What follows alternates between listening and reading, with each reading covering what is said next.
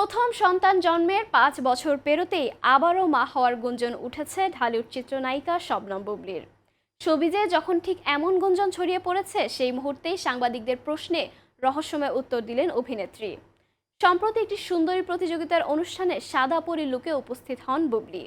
সেখানে বুবলির পোশাক, হাঁটাচলার ধরনে তার বেবি বাম্প ক্যামেরায় স্পষ্ট ধরা পড়ে।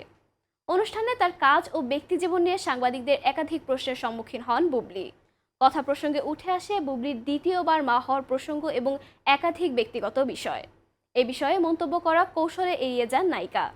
রহস্যময় উত্তর দিয়ে বুবলি বলেন, ব্যক্তিগত বিষয় নিয়ে আসলে সবারই অনেক আগ্রহ থাকে।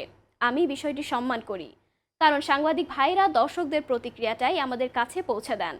কিন্তু আমার মনে হয়, যখন এটা ঘটা করে ব্যক্তিগত প্রোগ্রাম হবে, তখন সব ব্যক্তিগত বিষয়ে আলোচনা হবে। আজকে যেহেতু একটি সুন্দরী প্রতিযোগিতা প্রোগ্রামে এসেছি, তাই এই আলোচনাটিই থাক। গত বছরের শেষের দিকে চিত্রনায়ক ও সাবেক স্বামী শাকিব খানের সঙ্গে শবনম বুবলি ও তার ছেলে বীর আমেরিকায় লম্বা ছুটি কাটান। সামাজিক যোগাযোগ মাধ্যমে তাদের সুন্দর মুহূর্তগুলো শেয়ার করেন অভিনেত্রী।